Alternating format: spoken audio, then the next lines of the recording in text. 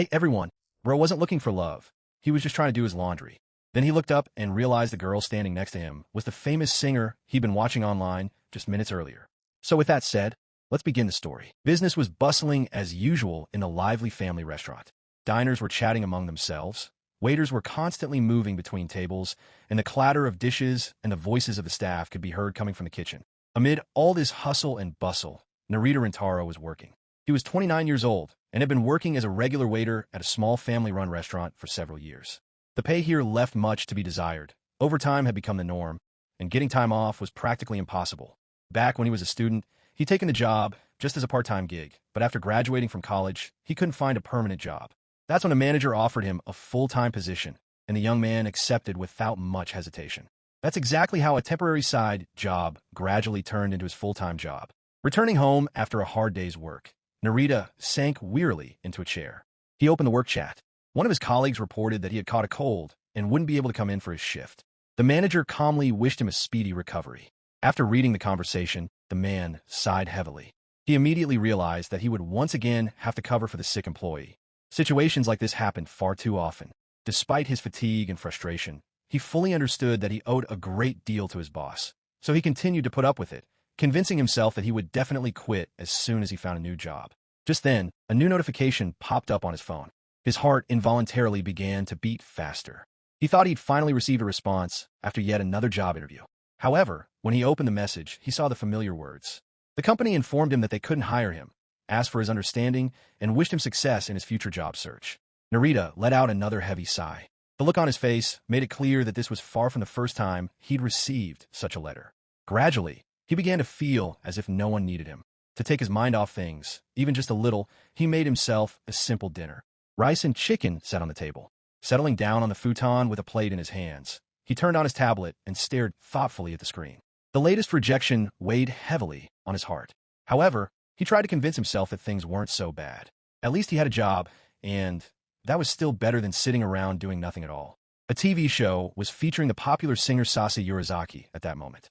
The hosts were discussing her success and saying that many entertainment programs were literally trying to get her to appear on their shows. Narita wondered if, as far as he knew, her main focus was still music. The singer herself appeared on screen. She was sitting in the studio in a striking gothic outfit. Her white shirt, long skirt, and neat cuffs perfectly complemented her cool, confident gaze. When asked by the host, she calmly replied that music truly remains her main focus. Narita caught himself thinking that this girl had been appearing too often in various commercials and TV shows lately. The host asked if she enjoyed working on television. Sasa unexpectedly admitted that, to be honest, she found this kind of work too exhausting. Hearing such a straightforward answer, the man looked at the screen in surprise. The host remarked with a smile that popular stars really do seem to have their own unique perspective on things. After that, the conversation turned to the singer's new song. He noted that the song is titled Not For You, calling the title rather bold, and asked if she had come up with it herself. Sasa calmly confirmed this, explaining that she really likes that kind of directness. In her opinion, if the title sounded like most popular songs, it would have been too boring. The host jokingly remarked that people don't usually say things like that on music shows, suggesting that strange remarks have simply become fashionable among young people these days. The young woman didn't react to this remark at all, maintaining a calm expression. Narita briefly stepped away from the show to check the comments. Viewers were vigorously discussing the singer.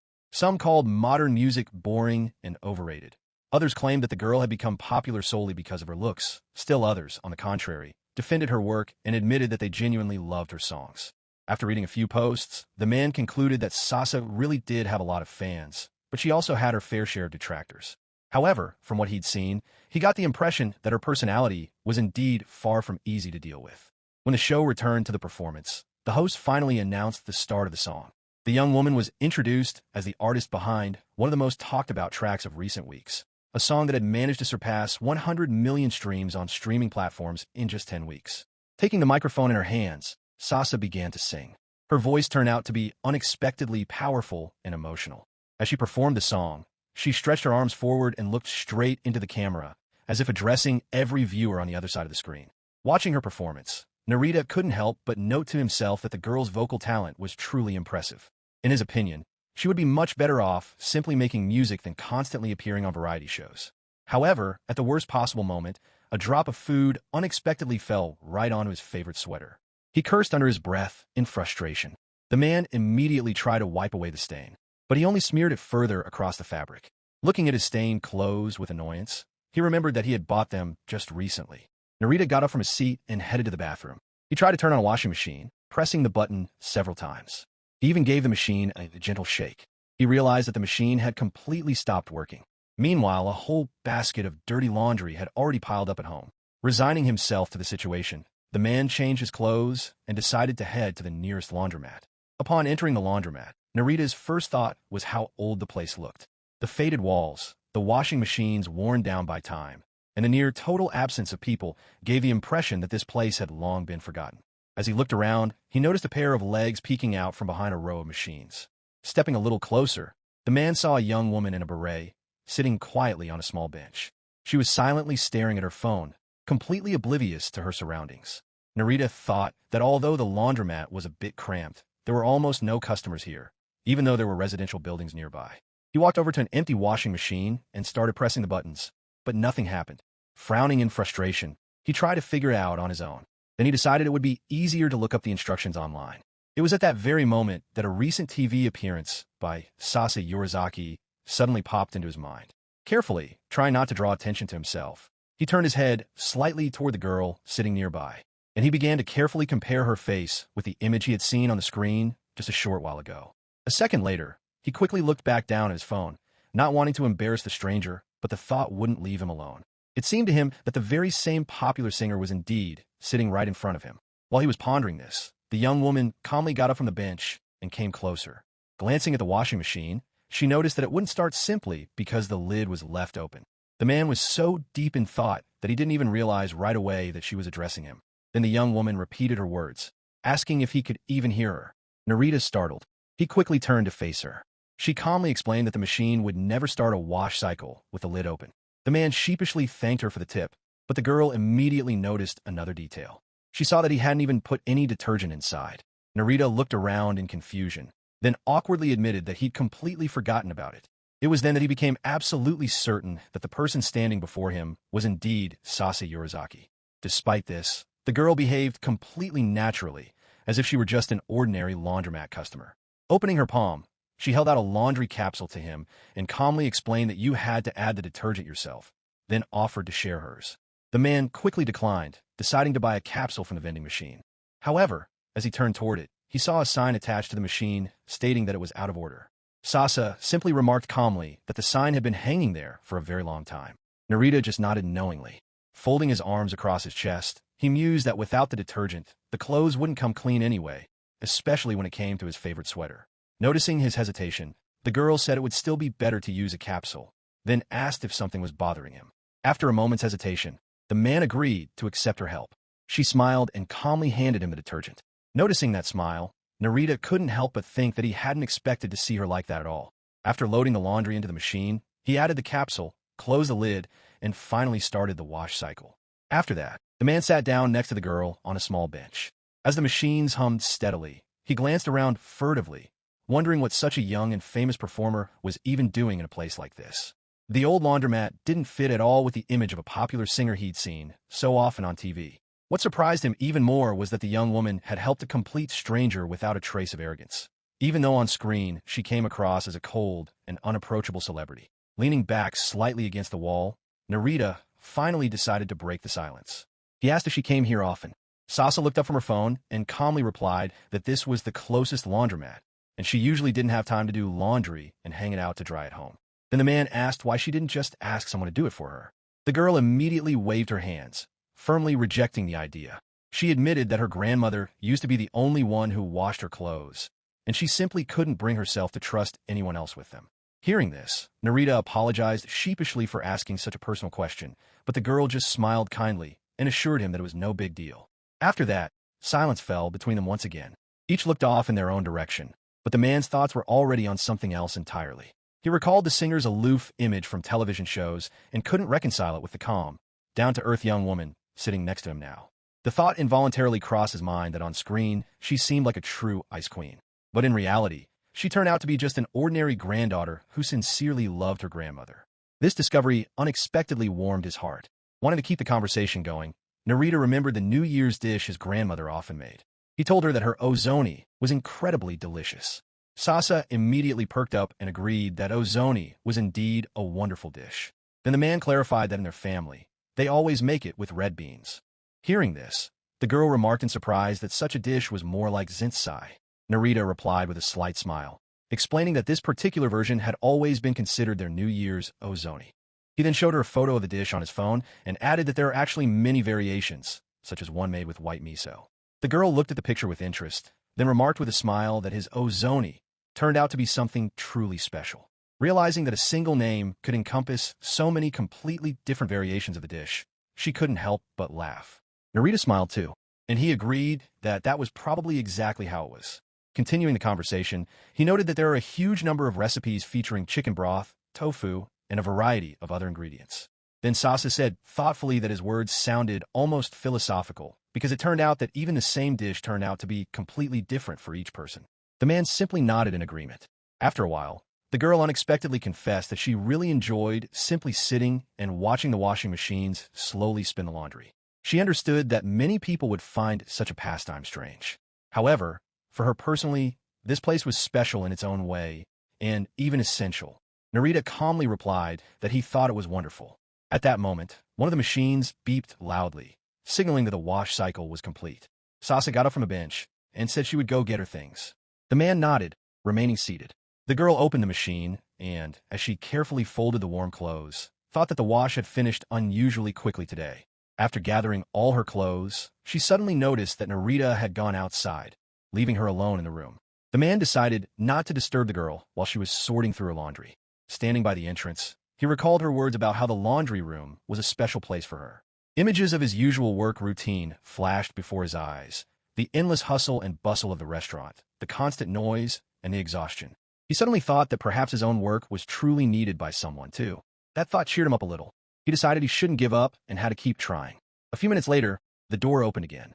Sasa stepped outside, holding a black and white t-shirt in her hands. With a smile, she showed it to the man, noting with satisfaction how clean it had become after washing. Narita looked at the shirt in surprise, not quite sure what exactly he was supposed to see. The girl, with childlike enthusiasm, kept showing him the t-shirt, urging him to look more closely. A little flustered, the man could only awkwardly agree that the shirt did indeed look clean. Bringing it closer, he caught the familiar scent of fabric softener. There was nothing unusual about that, but Sasa herself clutched the garment tightly to her chest and admitted with genuine delight that she simply adored the feel of soft, warm clothes right after they'd been washed. For her, moments like these were a true source of joy. Narita asked if she'd ever been to other laundromats. The girl shook her head, and she admitted that she only used this place. Even though the washing machines are old, they do their job perfectly. She added with a smile that she would be very happy if he liked the laundry room, too. Hearing this, the man joked that she was talking as if she were the owner of the place. Sasa looked around seriously and calmly replied that almost no one else came here besides her. So in a sense, this laundromat really could be considered her own little hideaway. She then remembered the help she'd received with the laundry capsule. Narita thanked the girl and promised that next time he would definitely do something to repay her. He immediately clarified that it wouldn't be anything special, but he still wanted to return the favor. Sasa calmly agreed and added with a slight smile that, in that case, she might come up with something for him herself. After saying goodbye, the man suddenly realized that her true personality was completely different from the image she projected on TV. He admitted that on screen she looked cold and unapproachable, but in real life she turned out to be a very sweet granddaughter. Hearing these words, the girl froze instantly. It finally dawned on her that the man had recognized her from the very beginning. Turning around slowly, she asked him to repeat just one word, embarrassed and surprised that he had called her sweet. A second later, Sasa abruptly jumped to her feet and hurried away. As she ran away, she worried that her true nature had been exposed and that her usual stage persona had stopped working. She even began to wonder if she should ever come back to this laundromat again. Narita, meanwhile, remained standing where he was, realizing with annoyance that he had accidentally said too much. Watching her walk away, he decided that the next time they met, he would definitely apologize to her. A little while later, Narita returned home, sorted through the clean clothes, and put them away. Since his washing machine still wasn't working, he'd had to get used to going to the nearest laundromat. This old place seemed to be stuck somewhere in the late 80s. The worn walls, old coin-operated machines, and the near-total absence of customers gave it a special atmosphere. For Narita himself, the laundromat gradually became a little hidden gem. Usually, aside from him and one other person, practically no one else ever came in. A few days later, he returned there with his bag of dirty laundry. No sooner had the man approached the washing machines than the door opened and Sase Yurizaki walked in. Noticing the girl, he couldn't help but think that she was the one he'd had in mind when recalling the other regular visitor to this place. He greeted her calmly and wished her a good evening. The girl, taking her bag off her shoulder, replied just as calmly. Sasa asked if he had decided to come here regularly after all. Narita replied with a smile that this was only his second visit. Hearing this, the girl immediately blushed and hurried to apologize for her assumption.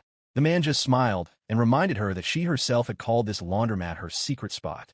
The girl immediately waved her hands, hastening to assure him that she had absolutely no objection and that he shouldn't even think about it. Narita couldn't help but recall that standing before him was one of the most talked about young performers. She had been appearing more and more often on television and various entertainment shows lately. It still struck him as surprising that such a famous singer would willingly come to just such an unassuming old laundromat. While the man was pondering this, Sasa opened her bag of laundry. The clothes immediately began spilling out. Watching what was happening, Narita couldn't help but note to himself that she was loading the clothes in a very peculiar way. She tossed the laundry inside. The girl reached for the fabric softener, but a second later, she froze in confusion. After rummaging through the bag for a moment, she realized she'd left it at home. Noticing her confusion, Narita took out his own bottle of fabric softener and offered to let her use it. He explained that this would be a way for him to thank her for the laundry capsule she'd shared with him during their first meeting. Sasa gratefully accepted the bottle and asked if she could open it for a moment. Upon receiving his consent, she immediately held the conditioner up to her face and inhaled the scent. After that, her face visibly brightened. With a smile, she admitted that she usually uses the exact same product herself, and then thanked the man once again. And she asked for permission to use it. Narita calmly agreed. When both washing machines started running, they once again took their usual seats on the bench. A peaceful silence reigned in the laundry room, broken only by the steady hum of the spinning drums. Sasa sat with her hands folded in front of her. She gazed thoughtfully straight ahead. From time to time, she nervously wiggled her thumbs, raising them and then lowering them again, as if mechanically repeating some long, familiar motion. Meanwhile, Narita suddenly caught himself having a strange thought. Now his clothes would smell exactly the same as Sasa's.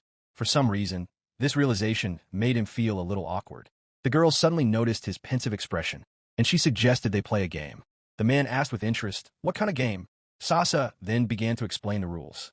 She said it was an old children's game in which both players hold their fists in front of them with their thumbs on top.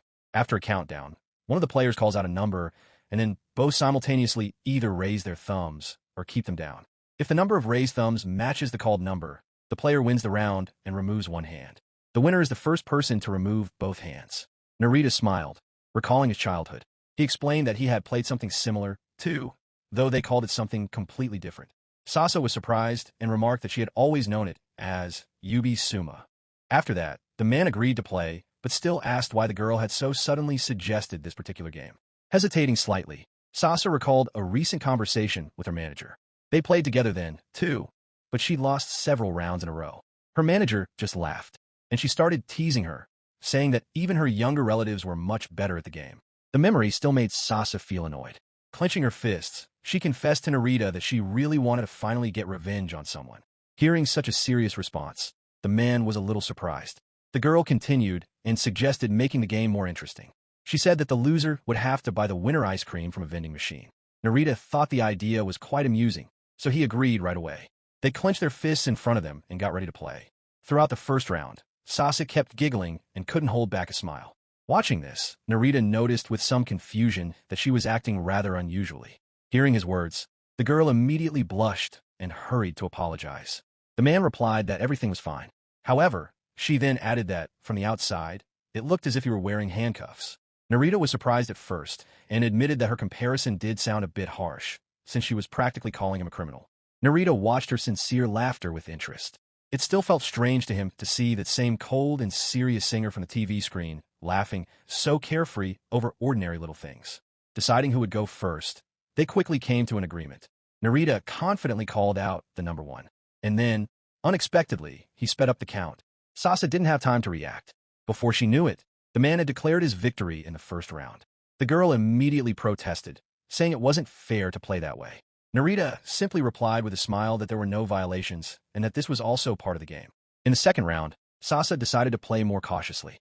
However, while trying to outsmart her opponent, she got tangled up in her own words, which allowed Narita to immediately see through her intentions. The game continued for a few more rounds. They called out different numbers, raising and lowering their thumbs, trying to figure out each other's moves. Gradually, the girl gained the upper hand. In a decisive round, she managed to correctly guess her opponent's move and was the first to take both hands down. With a joyful cry, Sasa declared herself the winner and proudly announced that the ice cream was now hers. Holding her head high, she teased Narita with a smile, noting that he'd only done well at the very beginning and that she hadn't really felt any real competition.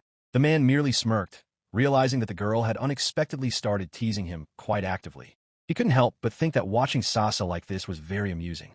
With a satisfied look, she declared that she'd managed to prepare even for his sneaky moves and was now certain that no matter how long they played, she'd still come out on top.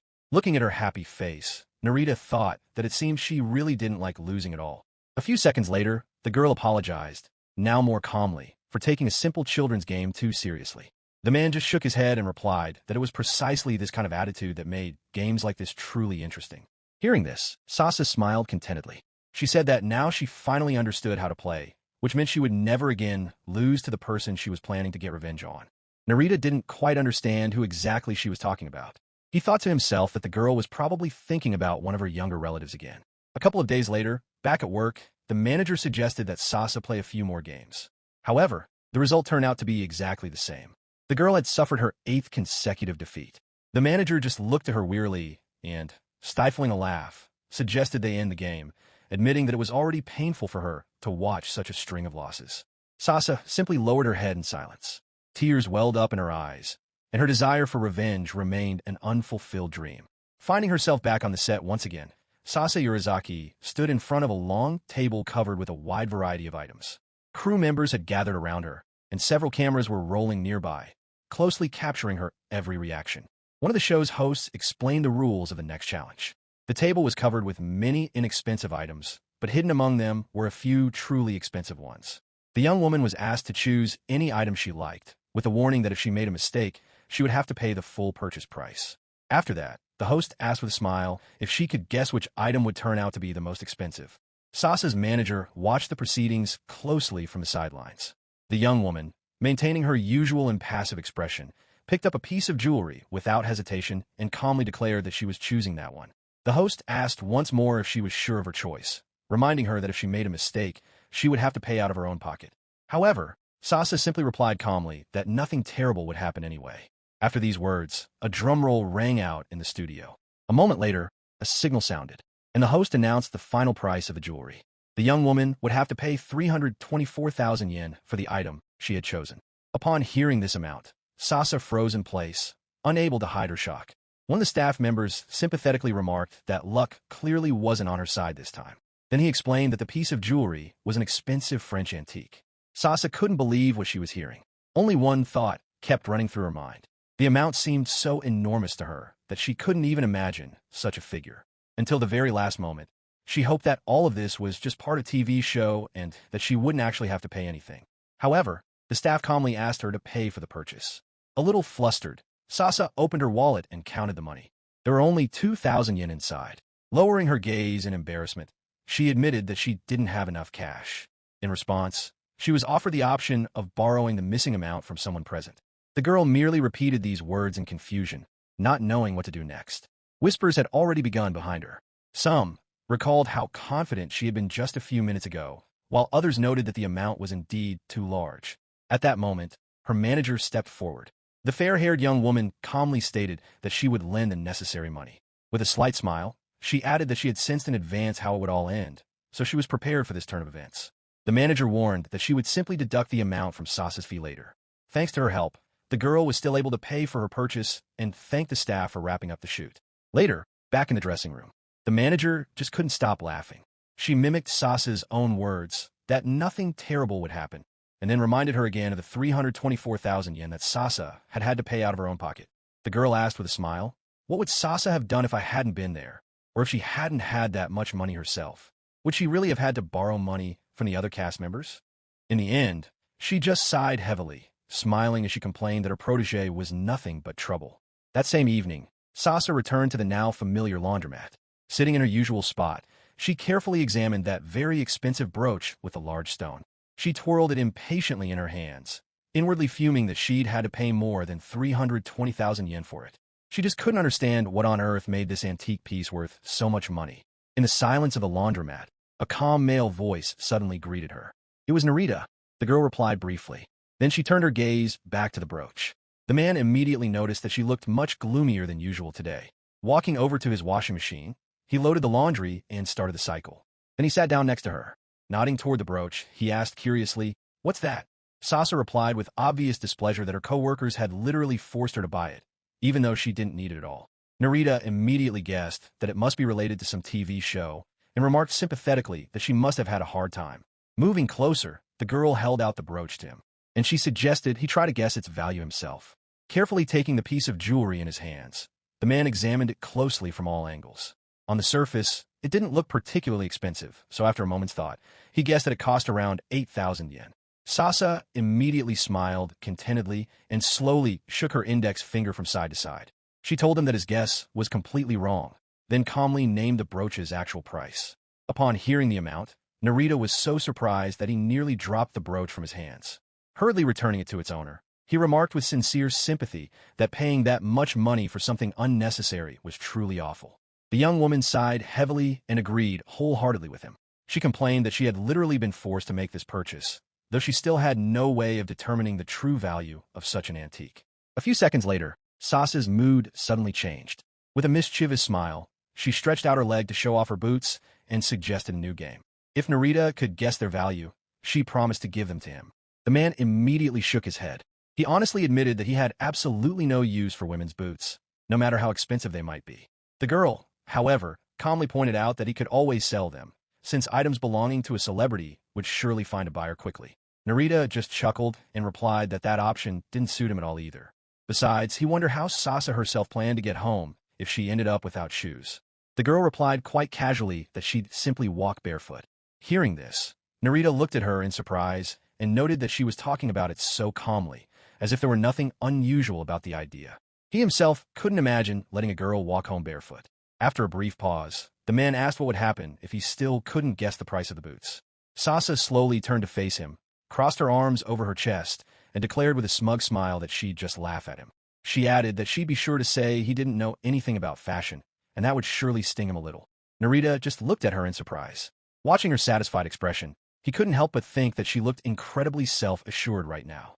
However, such a punishment didn't seem scary to him at all, so he decided to try to win first and worry about everything else later. Narita agreed to play. Sasa suggested changing the rules a little. In her opinion, guessing the price of an item without any clues would be too difficult, so she suggested playing higher or lower. Narita agreed and asked, "How much should we start with?" The girl gave a sly smile and said, 60,000 yen. The man immediately realized that the starting amount hadn't been chosen at random. Carefully examining her shoes, he tried to spot any signs of expensive footwear.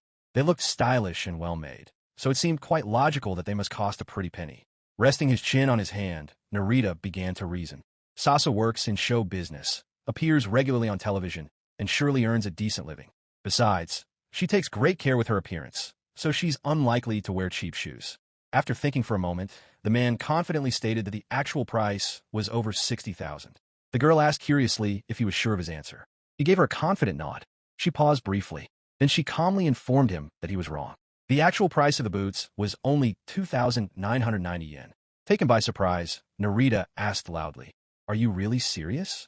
Sasa immediately smiled contentedly, wagged her index finger, and remarked with a smug look that it seemed someone didn't know the first thing about these things.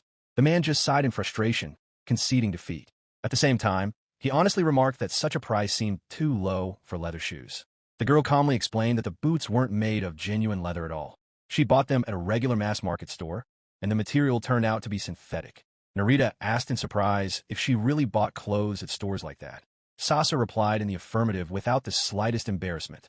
After that, the man suggested they switch roles. Now it was the girl's turn to guess the price of his item. If she guessed correctly, he promised to treat her to some juice. Sasa agreed right away. Taking a long black wallet out of his pocket, Narita placed it in front of her. He suggested starting with 30,000 yen. The girl cautiously asked for permission to pick it up. After receiving permission, she carefully examined the wallet from all sides. She opened it, looked at the card slots, and noticed that it looked quite worn. The girl assumed that the man had been using this wallet since his college days. That thought seemed quite plausible, but she wondered if a college student could even afford such an expensive purchase. After thinking for a moment, Sasa closed the wallet and confidently stated that it cost less than 30,000 yen. Narita immediately asked if that was her final answer. The girl was just about to confirm her words, but suddenly she hesitated again. She reasoned that if the man had been using this wallet for so long, it must be a truly high-quality and expensive item. After a moment's hesitation, Sasa quickly changed her mind and said that the correct answer was, after all, more than 30,000. The man smiled and asked once more if she was sure. The girl repeated, though not quite as firmly, that she was sure. Then Narita folded his arms across his chest and calmly informed her that her answer was incorrect. This wallet was nowhere near 30,000. Sasa turned away in displeasure and muttered quietly that he was a real sly one. Hearing this, Narita couldn't help but smile. A moment later, the girl turned back to him and asked curiously, "What's the real price?" The man explained that his mother had given him this wallet many years ago to celebrate his admission to university. Back then, it had cost about 7,000 yen. Sasa looked thoughtfully at the gift, realizing that he still cherished this memento of his mother so dearly.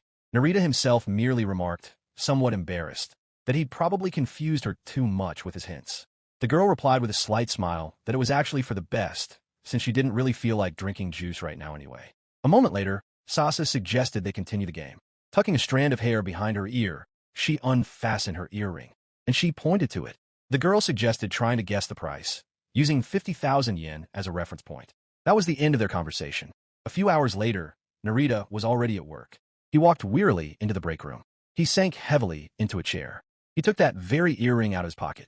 As he examined the piece of jewelry, he couldn't help but wonder what he was supposed to do with it now. A few hours earlier, he had managed to guess the price correctly after all. Sasa admitted that the earring was worth about 80,000 yen. Upon hearing the correct answer, Narita was genuinely delighted, noting that he'd simply been lucky, since his chances of guessing correctly had been 50-50. Without saying a word, the girl carefully removed the earring from her ear, and she held it out to the man. Narita immediately began to refuse, waving his hands in confusion. He couldn't possibly accept such an expensive gift. However, Sasa just smiled calmly and explained that this was precisely the point of their game.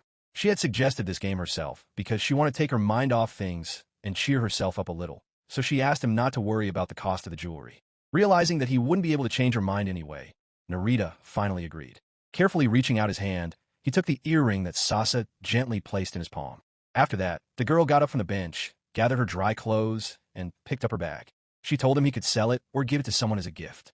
Before leaving the laundromat, she turned around and said with a slight smile that they would definitely see each other again. Back in reality, Narita thought to himself that he didn't wear earrings, and besides, he didn't want to sell it. Just then, Narita's co-worker, Rimi Sadanaka, walked into the staff room. She was 21 years old, a junior in college, and considered the team's favorite.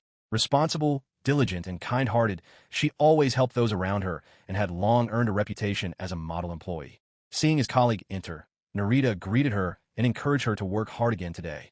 The young woman returned his greeting, but almost immediately her gaze fell on the earring lying in the man's hand. With genuine interest, she remarked that the piece of jewelry looked very beautiful, then asked what it was. Narita asked her if she meant the earring. Upon receiving an affirmative answer, the man immediately explained that he never wears jewelry like that himself. Rimi then suggested that perhaps someone had lost it. However, Narita shook his head and admitted that the piece of jewelry had been a gift. The girl smiled warmly and remarked that whoever had given him such a gift definitely had good taste.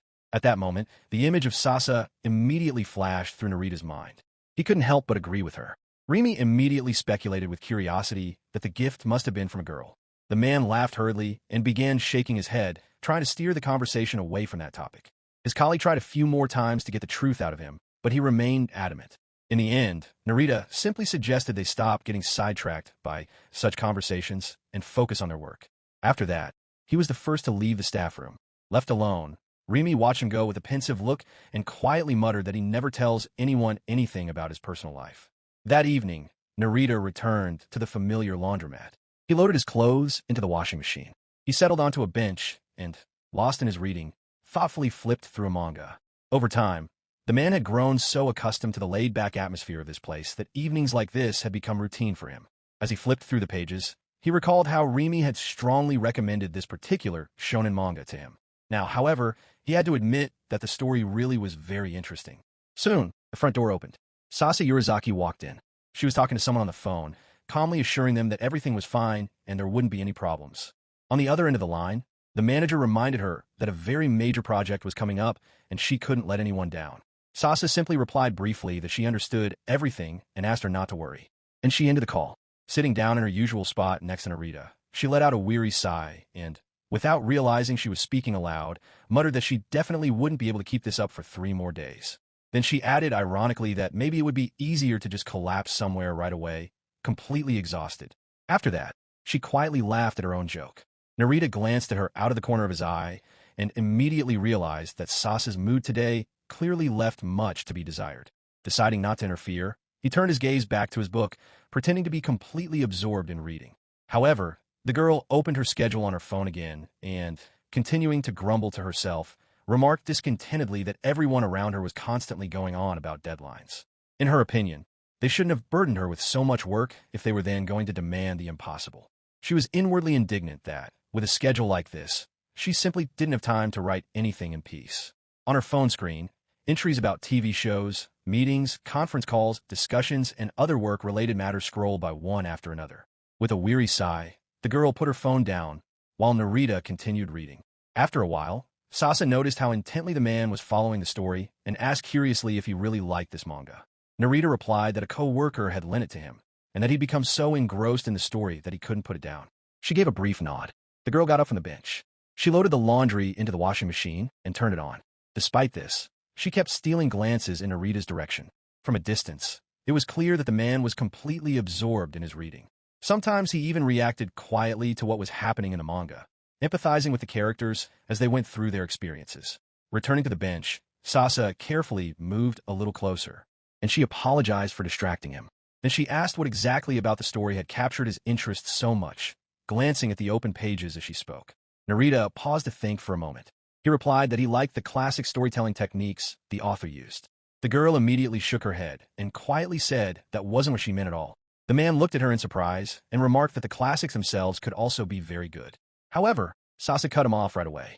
Moving a little closer, she explained that she wasn't interested in the author's techniques at all, but rather in his own impressions of what he'd read. Narita asked, somewhat flustered, what exactly she wanted to hear. Then the girl gave an example. She recalled a scene from the 5th volume where the protagonist, mustering his strength, takes on the hopes of all his comrades and heads into a decisive battle against the strongest opponent. Upon hearing this, the man immediately perked up. He admitted that those were exactly the moments he liked the most. In his opinion, scenes like these create an incredible intensity that literally gives you goosebumps. Sasa agreed right away. She said that this episode really turned out to be very powerful. After that, the girl paused to think for a moment, repeating to herself the words about the hero who had shouldered the hopes of his comrades, and then quickly jotted something down on her phone. Watching this, Narita asked curiously, "Do you read this manga too?" Sasa calmly replied that she had finished reading it all the way to the very last chapter a long time ago. The man asked in surprise, "Is that really true?" The girl nodded and added that he was currently around the 7th volume. Upon receiving an affirmative answer, she stated, as if it were no big deal, that the protagonist's mentor would die very soon. Narita froze instantly, and, indignant, he asked her why she had just given him such a huge spoiler. Sasa shrugged nonchalantly and replied that she never worried about things like that. Sighing in exasperation, the man remarked that, actually, he was the one who should have said that, not the person who had just ruined one of the main plot twists for him.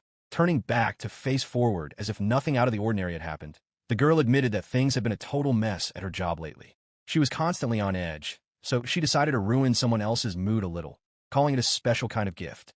Narita just shook his head resignedly and replied that he definitely hadn't signed up for gifts like that. Hearing this, Sasa smiled quietly. A few seconds later, the girl cautiously asked if she could look at the manga. The man agreed right away. Taking the volume in her hands, Sasa began to leisurely flip through the pages. After a while, she remarked thoughtfully that reading things like this for her own enjoyment turned out to be quite interesting, especially when she wasn't doing it for work. These words immediately caught Narita's attention. He wondered what exactly she meant when she spoke of work. An unexpected thought popped into his head almost instantly. Before he had a chance to think it through properly, he cautiously asked if she was writing the opening for a future anime adaptation of this manga. Sasa was so taken aback that she jerked her head up. Shaking her head hastily, She declared too quickly that this was absolutely not the case. And such an assumption had absolutely nothing to do with reality. However, it was precisely this reaction that finally convinced Narita that he'd hit the nail on the head. Looking calmly at his conversation partner, he pointed out that she herself had just said she was reading this manga for work. Sasa immediately looked away. She tried to come up with an excuse, but her voice betrayed her, trembling slightly and revealing her intense nervousness. The girl became noticeably nervous, pressed her legs together, and began to rock them restlessly. All the while, she continued to pretend she was reading the pages intently. Realizing that his questions were only making her more flustered, Narita decided not to pursue the topic any further. After watching Sasa nervously flip through the pages for a few seconds, merely pretending to read, he decided to steer the conversation in a calmer direction. With a slight smile, the man asked if she had a favorite character in this manga. When asked about her favorite character, Sasa paused briefly to think. After a brief pause, she admitted that she had never really thought about it seriously. Then Narita decided to answer first. He said that what he liked most was the main character's senpai. In his opinion, it was this character who constantly supported his younger companion, helped him grow stronger, and kept him from giving up. Besides, the senpai himself is incredibly strong, so Narita admitted that he'd like to be in his shoes. The girl listened to him intently, repeating to herself the words about the character's development and his role in the story. Suddenly, it was as if something clicked in her mind. A look of realization immediately appeared on her face. Sasa hurriedly muttered that perhaps it wasn't worth taking the story as a whole. It would be much better to try looking at it through the lens of a specific character. No sooner had she finished speaking than she buried her face in her phone and began typing rapidly, concentrating intently on her text and making corrections as she went. Narita watched her in surprise for a few seconds, then reminded her with a smile that, for starters, it wouldn't hurt for her to at least turn on the washing machine. However, Sasa didn't even react. She was so absorbed in her work that she simply stopped noticing what was going on around her. The man just smiled understandingly. Deciding not to distract her any further, he calmly walked over to his washing machine, took out the clothes that had already dried, and neatly folded them into a bag. Then he headed for the exit. Just as he reached the door, Narita paused briefly. Returning, he quietly placed a small jar of coffee next to the girl.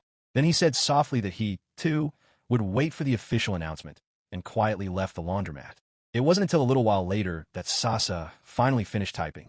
Exclaiming joyfully that everything was ready, she pressed the send button. She even jumped for joy. Only then did she look up and notice that Narita was no longer there. All that remained in his place was an empty coffee can. Folding her hands together, Sasa quietly thanked him for the treat with a warm smile, even though she knew he wouldn't hear her words. Almost immediately afterward, she dialed her manager's number and told her she'd just sent the song lyrics, asking her to take a look as soon as possible. The manager quickly read the message and remarked in surprise that Sasa had written the lyrics in an incredibly short amount of time. She noted with admiration that such speed could only be described as genius. The girl smugly agreed with the praise. The manager laughed. She then said she would send the lyrics right away for final approval. Finally, she praised Sasa once more for her good work. After thanking her, the girl ended the call. After that, she opened the can of coffee Narita had left behind and took a small sip, smiling contentedly. Several months passed. One evening, while relaxing after work, Narita was browsing videos online.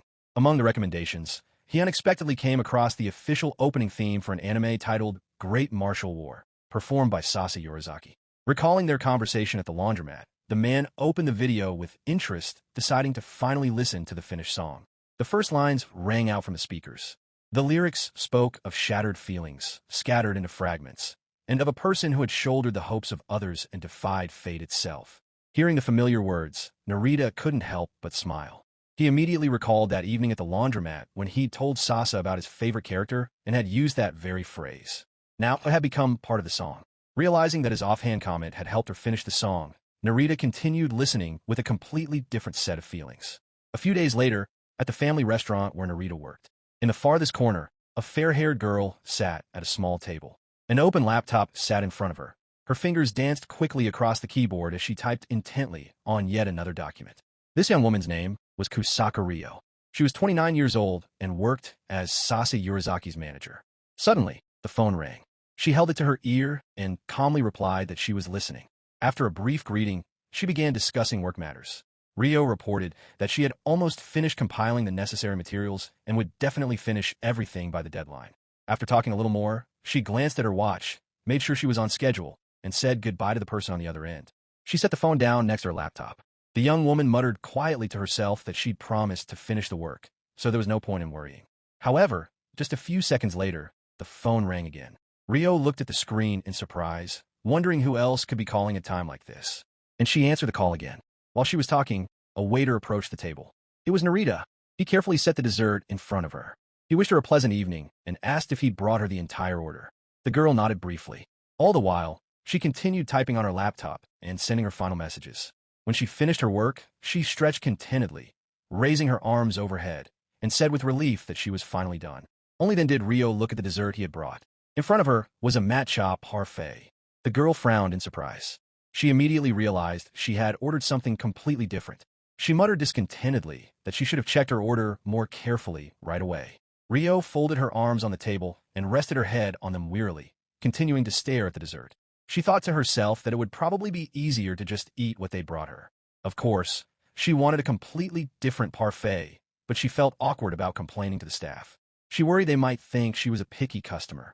In the end, she just sighed heavily, silently scolding herself for getting so worked up over such a trivial matter. Just then, Narita appeared beside her again. Noticing her pensive expression, he politely asked if everything was all right. Rio pointed at the dessert, looking embarrassed, and admitted that it seemed they'd brought her something slightly different from what she'd ordered. The man immediately apologized, looking flustered. The girl opened the menu and pointed to the correct item, explaining that she had chosen a completely different parfait. Narita asked to see the receipt. After carefully checking the order, he confirmed that the customer had indeed ordered a strawberry parfait and a drink. The mistake was entirely the restaurant's fault. The waiter immediately bowed deeply, apologized sincerely, and promised to fix everything right away. Rio tried to stop him and tell him that it was no big deal, but the man had already hurried off to the kitchen. Watching him literally spring to his feet, the girl suddenly recalled a completely different incident. Back then, after another shoot, she herself had to apologize to one of the clients because of Sasa's behavior. Standing next to the singer, Rio sincerely apologized, explaining that she understood that harsh words were part of her stage persona, but she was truly sorry for what had happened. Then she even took Sasa by the head, forcing her to bow and apologize as well. The girl reluctantly complied, though she grumbled that it was her manager who had always advised her to say only what she truly thought. Recalling that incident, Rio smiled to herself and thought that constantly apologizing on someone else's behalf really isn't easy at all. Soon, Narita approached the table again. They placed the long-awaited strawberry parfait in front of her, thanking her for waiting. Rio immediately perked up and looked at the dessert with delight. Leaning over the table, Narita explained that, as an apology, the chefs had added a little extra strawberry in ice cream. Rio felt awkward. She admitted that she herself felt uncomfortable because of the whole situation. However, the man immediately shook his head and replied that the mistake was the restaurant's fault, so it was the staff's responsibility to make up for the inconvenience caused. He then added that the incorrectly prepared parfait wouldn't be included on the bill either. If she wanted to, she could go ahead and eat that too.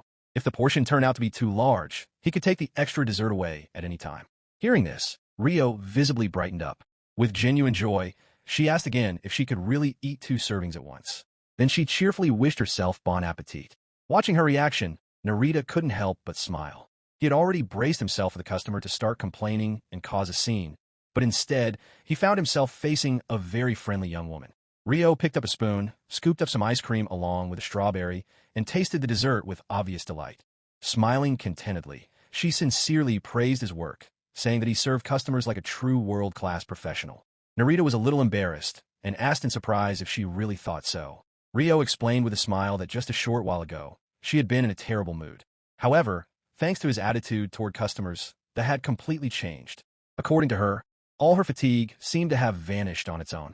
After thanking the young woman for her kind words, Narita unexpectedly handed her a napkin and politely pointed out that she had a bit of ice cream left on her cheek.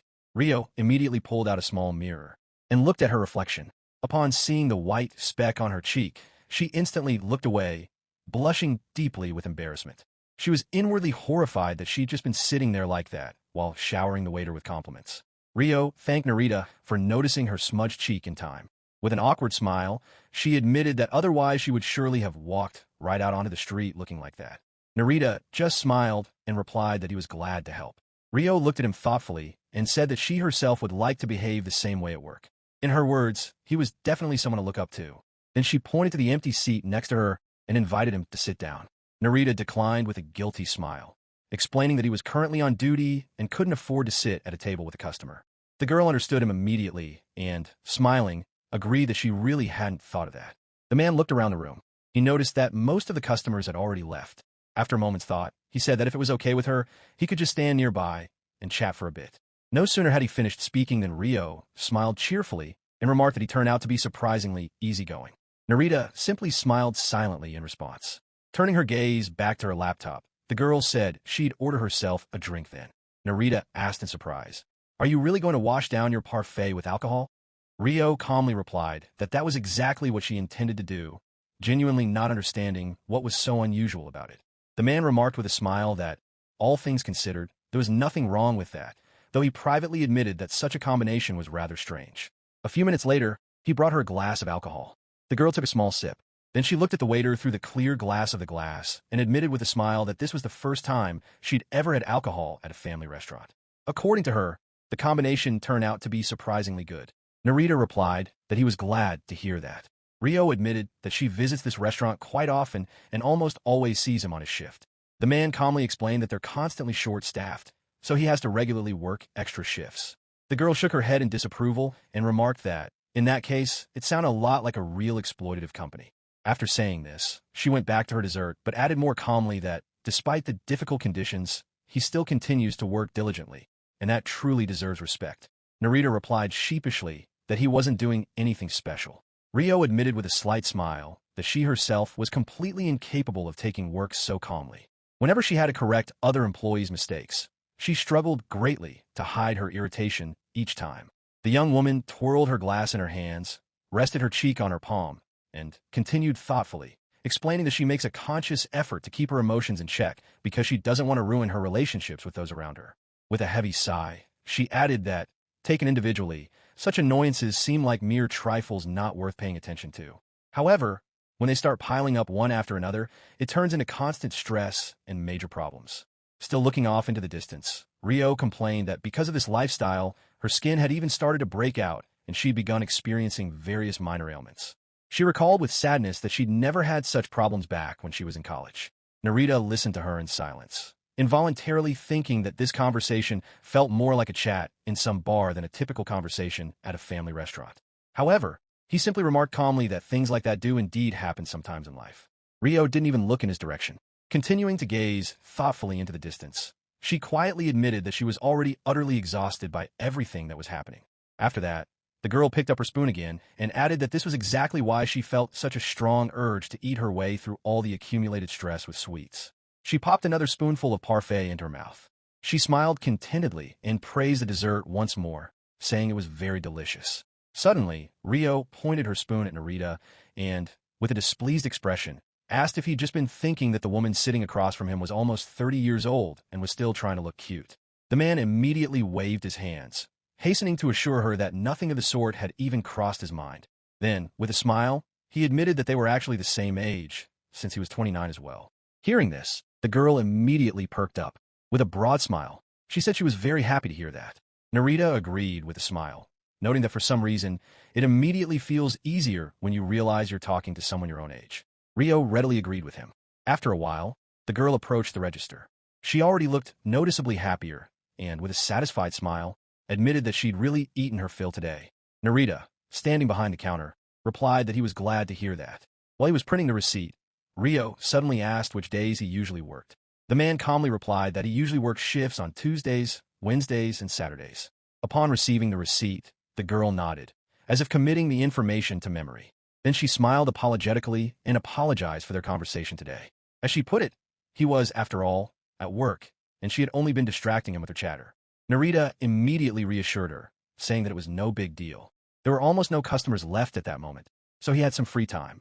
Then the man told her to be careful on her way home, reminding her in particular that she had had a little to drink today after all. Rio smiled and playfully winked at him, agreed to be careful, said goodbye, and left the restaurant. She got into a taxi that had pulled up. The girl looked out the window at the city at night. Recalling what she'd heard, she mentally reviewed his work schedule, Tuesday, Wednesday, and Saturday, and decided that from now on she'd stop by the restaurant more often on those very days. Meanwhile, at the old Sasa laundromat, she was sitting in front of the running washing machine. As usual, she silently watched the spinning drum. From time to time, she glanced at the front door, as if waiting for someone. However, Narita never showed up. After waiting a short while, she quietly thought to herself that it seemed he wouldn't be coming today. Resigned to this, she looked down at her phone and immersed herself in the screen once more. A few days later, Narita returned to the now familiar laundromat. He opened the door, stepped inside, set his bag down next to the washing machine, and began taking out his clothes. Suddenly, a faint rustling sound came from somewhere in the corner. The man grew alert and turned his head toward the sound. And suddenly he took a sharp step back. A small turtle was slowly crawling across the floor in front of him. It was medium-sized, with a sturdy shell, small clawed feet, and cute black eyes that were carefully surveying the room. Having calmed down a bit, Narita sat down in his usual spot and, watching the animal's leisurely movements, thought to himself that the turtle certainly couldn't have come here to do laundry. It didn't look like a wild one at all. On the contrary, it looked well cared for and domesticated. The man surmised that it had most likely just run away from its owner. As he continued to watch its leisurely movements, he suddenly caught himself thinking that he could watch a turtle like this for a very long time, completely losing track of time. After a while, the laundry room door opened again. Sasa Yorizaki walked in, her eyes glued to her phone. She'd just received a message in her work chat reminding her that someone would pick her up at 6 in the morning tomorrow, so she had to be there by 7. She sighed in frustration. The girl complained under her breath that she really wanted to get some proper rest. Looking up from her screen, she immediately noticed a familiar customer and said with a slight smile that it had been a long time since they'd seen each other. Narita greeted her politely and gave her a slight nod. Setting her bag down on the washing machine, the girl admitted with a smile that she'd already thought he'd finally bought himself a new washing machine, and that was why he'd stopped coming here. The man just smiled quietly and replied that at first he really had considered waiting for the wash cycle to finish a complete waste of time. However, over time, he began to notice that this hour had its own advantages. Sasa nodded in agreement as she opened the washing machine and folded the clothes inside. She calmly remarked that it is precisely this kind of time, which seems useless at first glance, that sometimes turns out to be the most important. At that moment, a familiar rustling sound came from somewhere nearby again. The girl looked down. She saw a turtle and instantly jumped back, letting out a startled cry of surprise. She couldn't for the life of her figure out where on earth a turtle had come from. Narita simply nodded calmly in agreement with her surprise. Noticing his impassive expression, Sasa grumbled that his reaction was too lackluster. The man explained with a smile that he'd already been surprised earlier, so now he'd simply gotten used to her presence. The girl looked around once more and asked in bewilderment, "How on earth did it even get here?" Narita thought for a moment, then calmly replied, "It certainly didn't just fall out of the sky." He then pointed to the slightly ajar door, suggesting that the turtle might have squeezed through the small gap. Sasa looked toward the entrance and indeed noticed that the door wasn't completely closed. However, shaking her head, she still didn't buy it. In her opinion, that explanation didn't change anything. If it had been a kitten, everything would have made much more sense, but a turtle seemed like a completely unexpected guest. After finishing loading the laundry, the girl turned on the washing machine. Then she sat down next to Narita, propping her head up with her hand. For a while, they both watched in silence as the turtle leisurely explored the room. Breaking the silence, Sasa admitted that, to be honest, she hadn't seen a turtle in a very long time. The man nodded in agreement. He suggested that the one in front of them was most likely a Mediterranean tortoise. The girl looked at him in surprise and asked if he had really determined that just by its appearance. Narita calmly explained that he had once seen tortoises just like that at the zoo. Sasa asked curiously if he knew a lot about animals. The man immediately shook his head, replying that he didn't know any more than anyone else. Then the girl suggested that perhaps the turtle had escaped from a zoo. Narita shook his head and explained that these kinds of turtles don't grow very large, so people often keep them as pets. Most likely, this one had simply run away from its owners or from a pet store. Sasa looked closely at the man and remarked with a smile that he actually knew quite a bit about such things. The man just smiled sheepishly, replying that she was exaggerating. Taking out her phone, the girl immediately began searching for information about Mediterranean tortoises.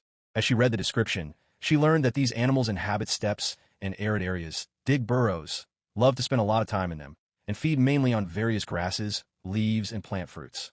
When she finished reading, she turned to Narita. With a slight smile, she informed him that, actually, this turtle was herbivorous. Without even turning his head, the man calmly replied that this was most likely the case, then added that people usually try not to put pet turtles into hibernation, since it could be dangerous for them. Hearing these details, the girl became fully convinced that her companion knew much more than he was letting on. With a smile, she asked, "Do you really love turtles that much?" Narita paused briefly, then calmly replied that he wouldn't say he loved them very much. It was just that once, when he saw a similar turtle at the zoo, he was so touched that he read the entire information sign next to the terrarium. A memory even flashed before his eyes of a little turtle slowly moving around its enclosure. After a brief pause, the man added that these animals are very pleasant to watch because they somehow help him relax. Sasa turned her gaze to the turtle and really began to watch it closely. After a while, she chuckled quietly, admitting that it was even funny now to think back on how scared she'd been just a few minutes ago. Narita remarked with a smile that perhaps that was precisely what made turtles so charming. Looking at him, the girl smiled to herself, finally convinced that he really did love these animals, even if he wouldn't admit it. At that moment, the turtle shifted slightly, then it slowly closed its eyes. After a brief pause, Sasa suddenly asked if he liked animals at all. Narita thought for a moment and honestly replied that, most likely, he did. The girl was surprised by his overly calm tone. Then the man explained that he didn't consider his love for animals to be anything special. He didn't know much about them and couldn't call himself an expert. Sasa nodded understandingly, summing up that it seemed he simply liked animals, but without any fanaticism. The man immediately agreed with that assessment. After hearing this, the girl couldn't help but recall the countless online discussions. She had often noticed how longtime fans of all sorts of things try to elevate themselves above newcomers, constantly emphasizing their knowledge. It was as if the comments were reappearing before her eyes. Some claimed that you couldn't understand an artist's work unless you listened to all of their early albums. Others said it was impossible to choose a favorite song without familiarizing yourself with their entire discography. And still others were simply amazed at how arrogant some fans could be at times. Pushing those thoughts aside, the girl looked at Narita and calmly said that, from an outsider's perspective, it's impossible to gauge the depth of someone else's feelings anyway. That's exactly why it's sometimes better to just speak plainly, without trying to soften your words with endless doubts. The man paused to think for a moment. Then, calmly and without hesitation, he admitted that he did, in fact, love animals.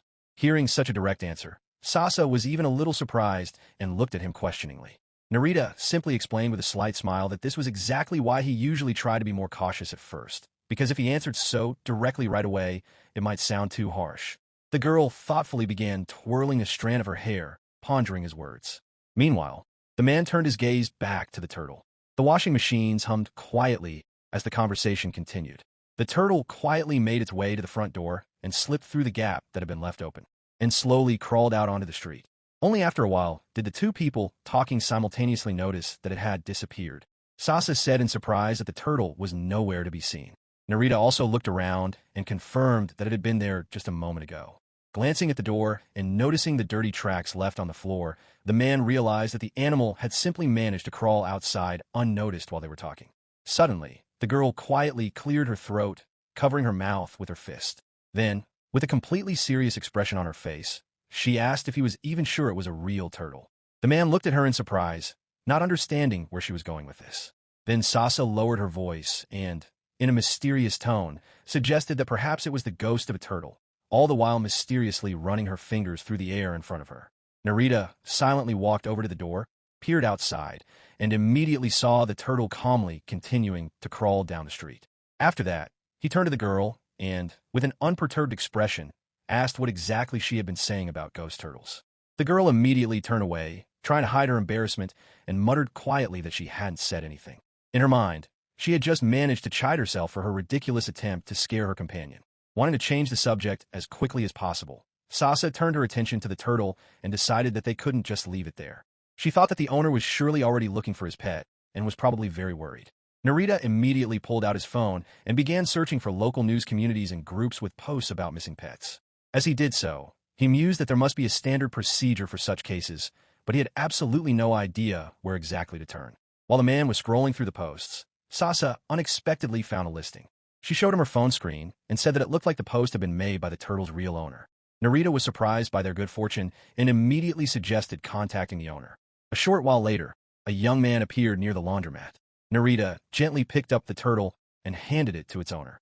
The man, visibly relieved, thanked them both for their help and, after bowing once more, left with his pet. All this time, Sasa had been watching from a short distance away. To avoid being recognized, she had put on a cap and sunglasses beforehand, completely concealing her face. When the owner had finally disappeared from view, they sat down again on the bench near the laundromat. The girl took off her sunglasses, put them in her bag, and said with relief that it was good the pet had made it home safely after all.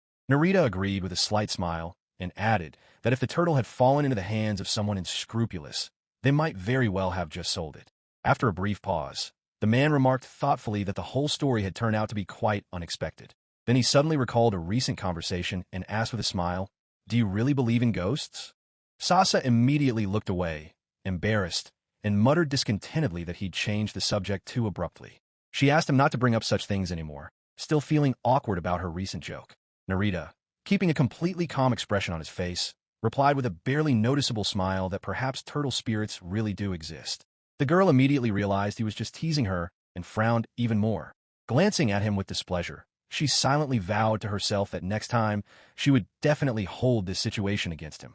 Sometime later, Sasa and Rio were sitting in the backseat of the car. Rio was carefully reviewing her notes in her notebook, while Sasa was scrolling through her phone again. This time, she was reading the numerous comments under her posts. Among them were quite a few insults and taunts. Despite her irritation, she responded as calmly and restrainedly as possible. Still, she muttered under her breath, wishing the haters would finally leave her alone. Rio turned to her and advised her to just stop paying attention to people like that. She understood perfectly well that Sasa was angry, but she was certain that it was impossible to change such people's minds anyway. The best solution was to ignore them completely. The girl reluctantly agreed, but her irritation didn't go away. The constant anonymous attacks gradually built up inside her, and it was becoming harder and harder to shake off that feeling. That evening, Sasa went to the laundromat again. Opening the door noticeably louder than usual, she stepped inside. Narita immediately noticed the noise and looked in her direction in surprise, involuntarily thinking that she seemed to be trying to get his attention on purpose. She walked over to her usual washing machine. Setting her bag down nearby, she suddenly said that everything she'd written recently wasn't for him at all, but for her followers. The man looked at her in surprise, completely confused about what she was talking about. The girl continued to grumble discontentedly, complaining that some people deliberately leave nasty comments just to get attention. Then she muttered irritably that if someone really wanted to express their opinion, they'd be better off doing it directly rather than hiding behind a screen. Narita silently watched her frustration, realizing that she was so lost in her own thoughts that she didn't even seem to notice his reaction. He simply concluded that she was having some kind of trouble again. After loading the laundry into the washing machine, Sasa sat down next to him. After watching her for a moment, the man cautiously remarked that she clearly wasn't in a good mood today. The girl gave a brief nod of agreement.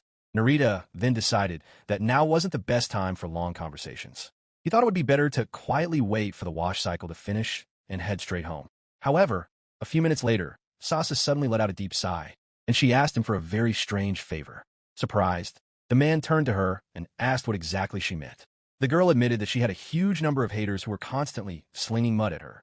Narita immediately recalled the comments he'd once seen under a TV show she'd appeared on and realized that for someone so famous, this kind of situation was really not surprising.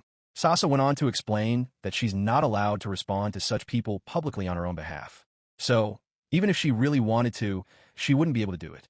After a brief pause, the girl unexpectedly asked him to pretend to be one of her haters and say as many unpleasant things to her as possible.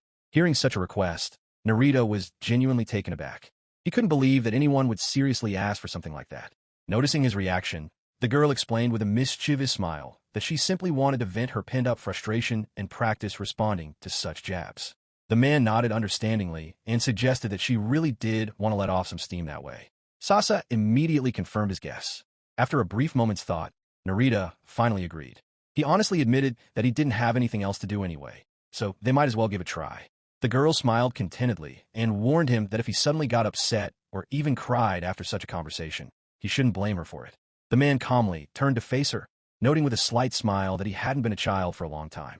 Then his face gradually grew serious, his gaze changed, and his expression became unusually cold. He prepared to play the role of a man who sincerely hated his conversation partner for the first time. Narita straightened up, pointed a finger at the girl, and his expression changed instantly. A haughty smirk appeared on his lips, and his voice grew cold and dismissive.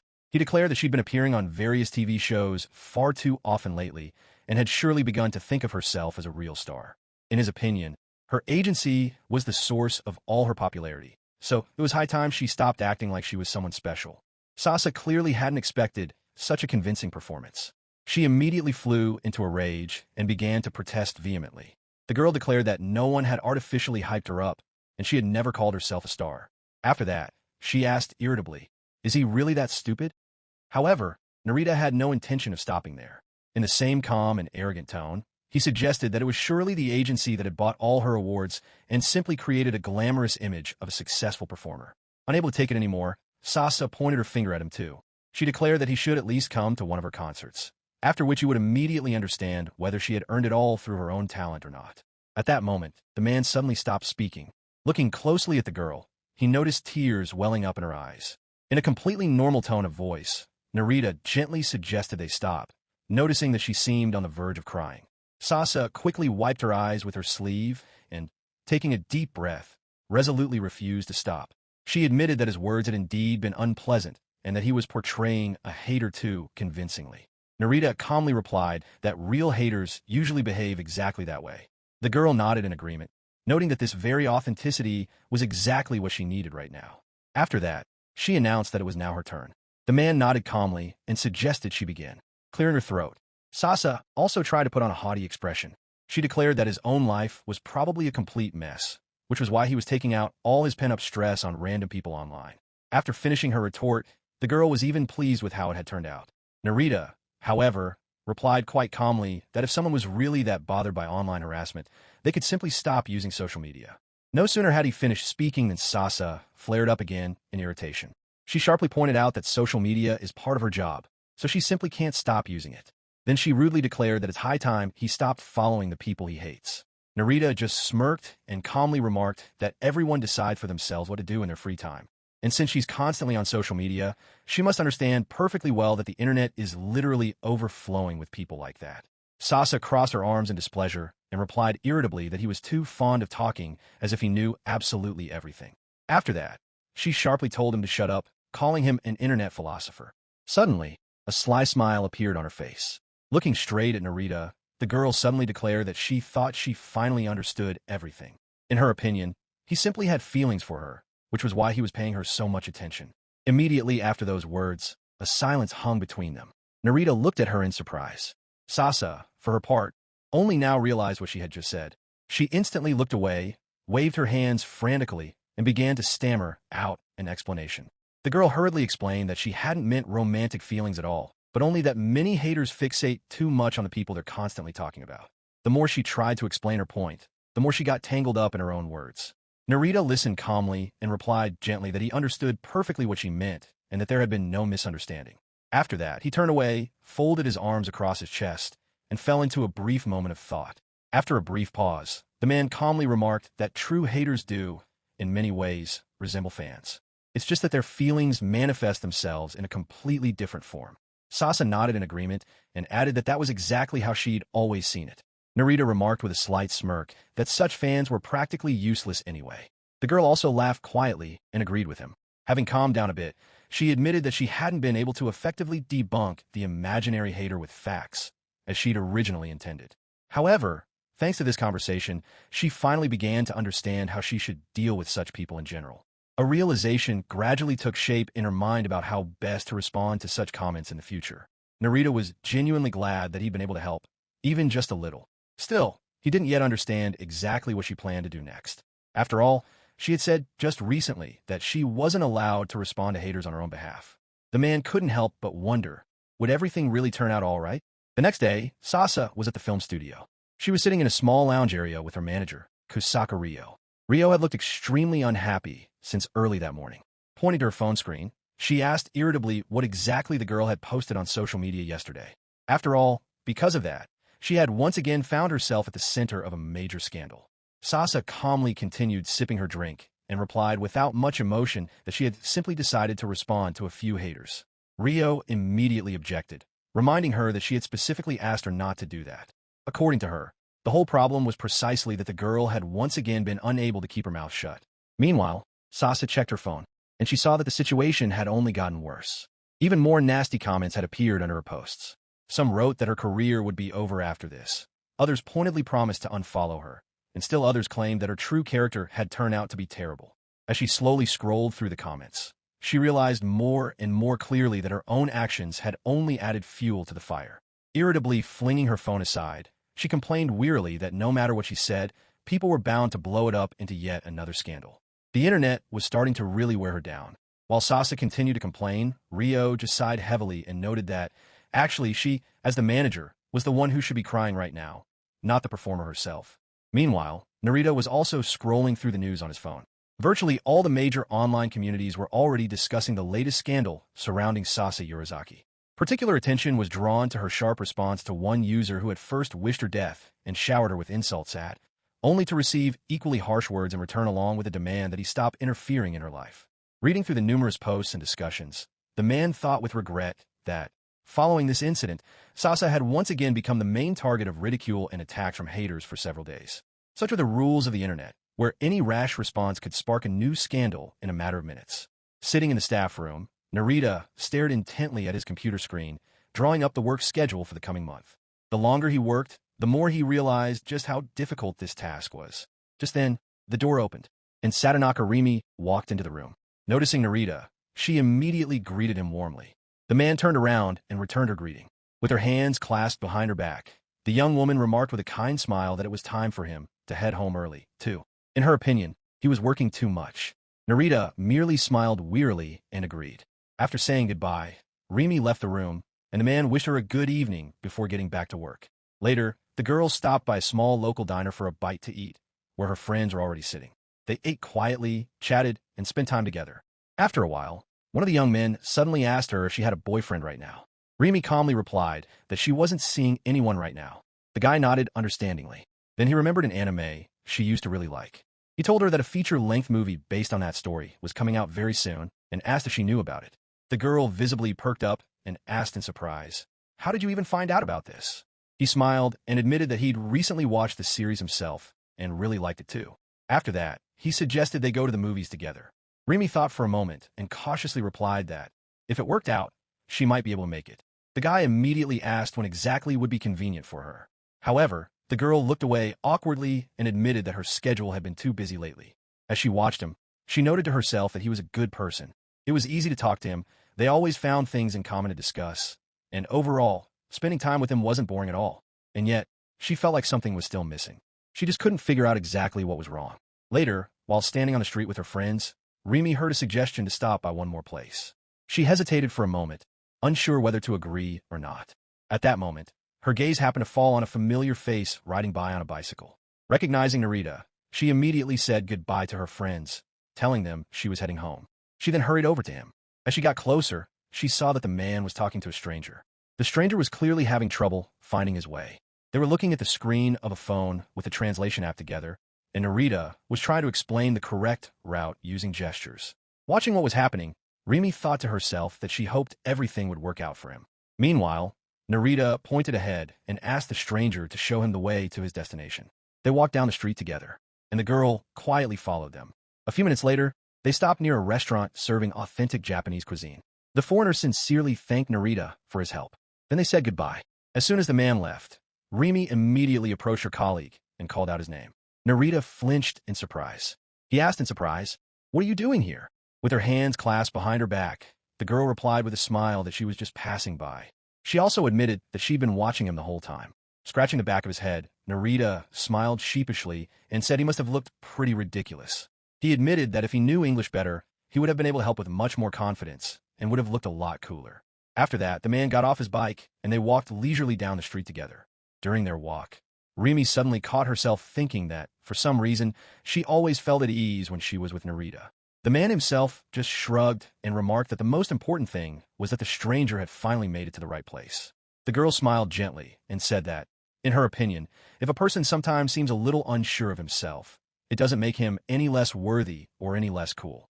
Narita asked in surprise if she really felt that way. Rimi nodded confidently and honestly confirmed her words. After a brief pause, visibly nervous, she cautiously suggested they go somewhere together for a drink. She said that was exactly the kind of mood she was in right now. Narita asked, with a hint of surprise, if she was really inviting him. Only then did the girl realize how her words had sounded. Her face flushed instantly. Averting her gaze, she hurried to explain that everyone would pay for themselves anyway, and that it didn't matter to her at all which place they chose.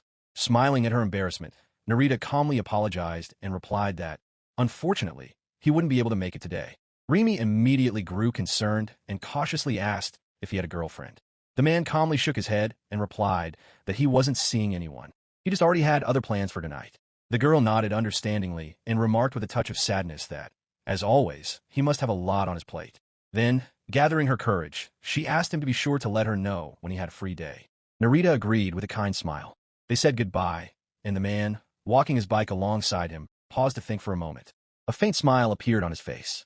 He suddenly realized that this was the first time a co-worker had invited him to spend time together on her own initiative.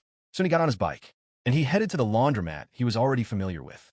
When Narita walked inside, Sasa was already there. After exchanging greetings, he habitually set his bag down next to the washing machine. The girl looked at him closely and immediately noticed that he looked unusually happy today. Narita admitted with a smile that a co-worker had unexpectedly invited him out for a drink. Sasa silently watched his contented face. An unpleasant feeling suddenly welled up inside her. She was surprised herself that, for some reason, his smile had caused her a slight irritation. She couldn't help but think that he could only be that happy because of some woman. Meanwhile, Narita went on to explain that he hadn't expected such an invitation from his younger colleague at all. In his opinion, this meant that the people around him treated him much better than he had previously thought. Looking away, Sasa dryly remarked that he really was lucky. However, she herself couldn't understand why this news had affected her so much.